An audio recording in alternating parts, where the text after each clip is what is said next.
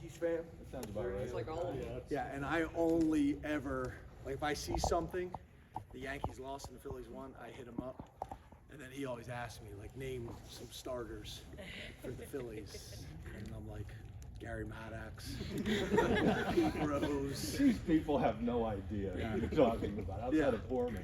Yeah, I got Roger Freed. Yeah, I don't know about that one, but I All can right. name about 5 from that era. We'll start with questions for Coach. James, we saw JV active out there at practice. How do you feel? Thank you. Yeah, so you guys got to ask me anymore. Yeah, there you go. So the offensive line depth appears to be in a good spot hitting the road here. How would you evaluate that at midseason and what his return may do for you? Yeah, we'll see. He's missed a little bit of time, so obviously getting him back kind of in the mix and greased up and ready to go. The good thing is Vayu's played well. Excuse me, Jason Vayu. Venga's played well, so obviously be able to evaluate that throughout the week. I think they're both going to play, so we'll see how it plays out. James, you touched on it a bit yesterday, but how involved has Gabe Infante been in the preparation of McCord and Marvin Harrison Jr.? And if you could maybe explain a little bit, what advantage it gives you to have, these analysts that come from all different parts of the state and country. Yeah, I understand the question. I mean, the analysts, specifically Gabe, are doing everything that they legally can do. I mean, obviously, when you're able to have some guys kind of behind the scenes that either know a staff or know a coach or know a player, it's helpful. But those guys haven't been together in what, 4 or 5 years.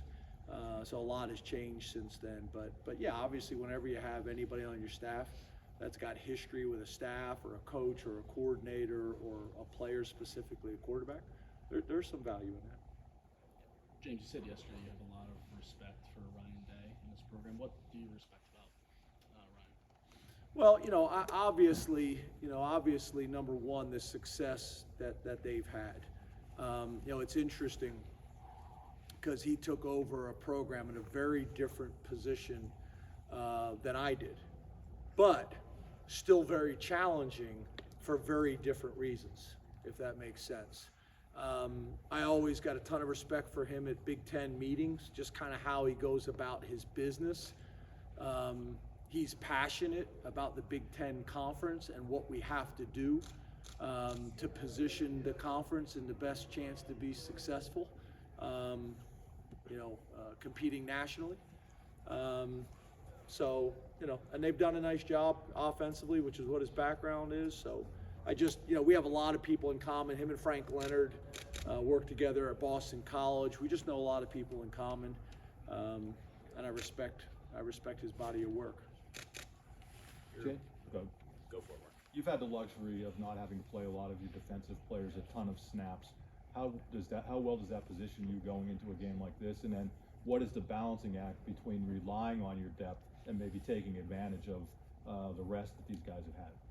Yeah, I think it helps. I don't think there's any doubt, that it helps.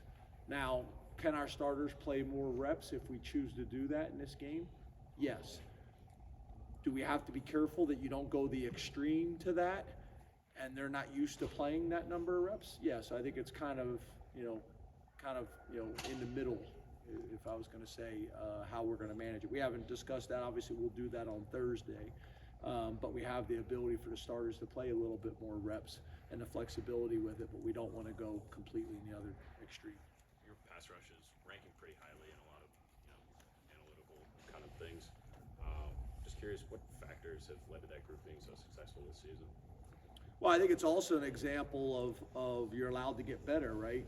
And a lot of things factor into it, because I think early in the year there was some questions and concerns about that you guys had questions.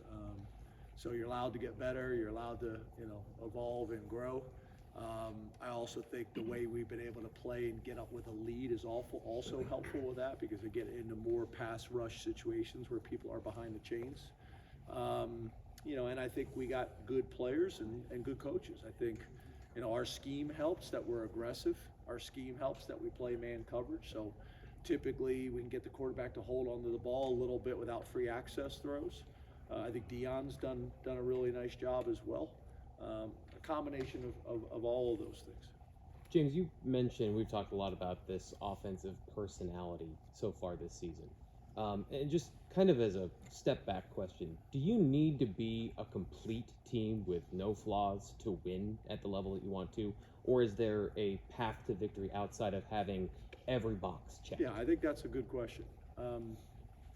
Number one, I don't think that there's a team in the country that has every box checked, and that's college or the NFL. Everybody's got strengths and weaknesses, and the reality is sometimes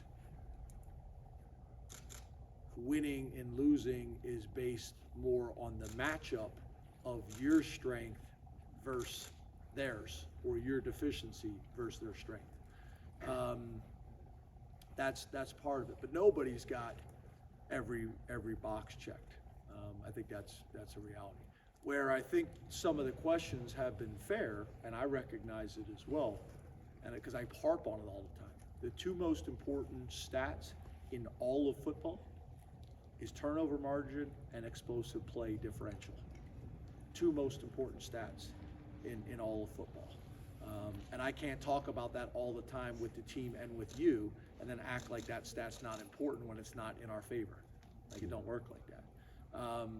But to your point, I still think you can win a ton of games and at an extremely high level with not checking every box.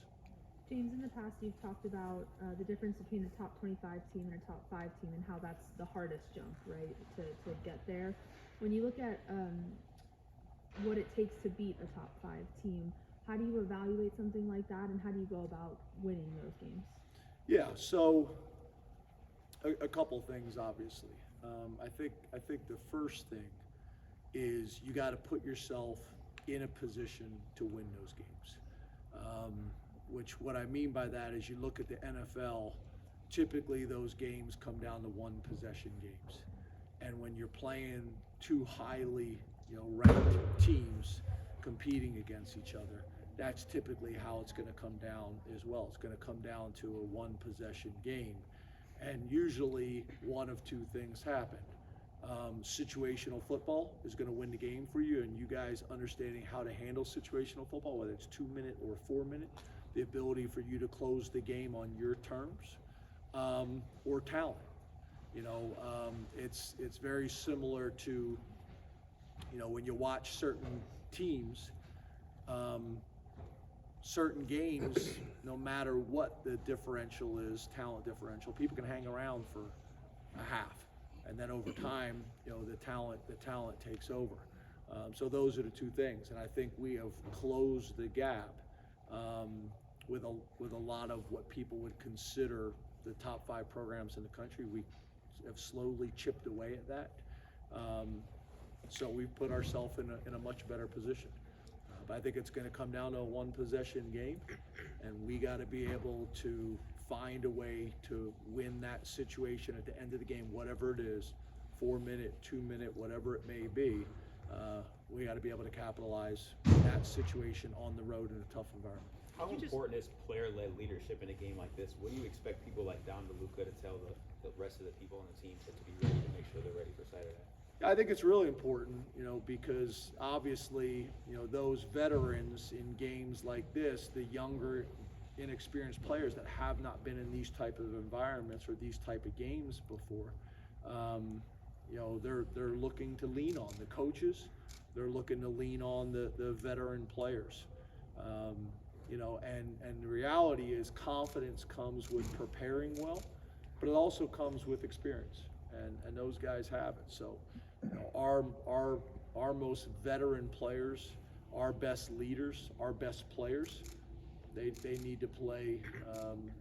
They need to play well in these types of games. We don't have to play perfect, but we need to play well in these types of games. Can you describe the physical abilities you've seen from Theo and Tyler when it comes to run blocking? And I know you said yesterday that Tyler was your guys' player of the game on offense. How much of what he did in that realm on Saturday kind of lent itself to that? Yeah, I think our tight end room is as good as any tight end room in the country. Just kind of like we talked about the pass rush, we talked about early in the season, the tight ends production. wasn't, what maybe people thought it should have been, and that's changed. So you're allowed to get better as the season goes on. But those guys have done a great job, and you guys have heard me talk a bunch about having complete tight ends, which is something that we work very hard at. I think it's harder than it's ever been because most of these guys don't come in with any of that experience. It's kind of like our discussion yesterday about throwing checkdowns or throwing the long ball. What are you doing in the backyard with your dad? What are you doing with your buddies? It's the same way with tight ends. You think tight ends are blocking a blocking sled in their backyard or out with their buddies? No, they're catching balls and running routes. So spending enough time working on that so that they can help us be successful and win at the highest level, but also prepare those guys for the next level. And one of the things that we talk about all the time with the next level and development at the tight end position is if you're just a receiving tight end, there's going to be a number of teams that want you, but not every team. If you're just a blocker, there's going to be a number of teams that want you. But if you can do both, all 32 teams want those guys. We need that at our level, but it also is going to help them long term as well to buy into that and invest in that. James, last Wednesday when we were in this setting, you were very complimentary about your practice performance from the team, and you also looked back after that win over UMass and credited some of that to the practice week. How were you kind of feeling about the performance thus far through a couple days here? Yeah, I just said it again. I just said it again. I think we got some guys that if we didn't have really good depth and really good health, would be playing for us right now. In a top 10 program as true freshmen. So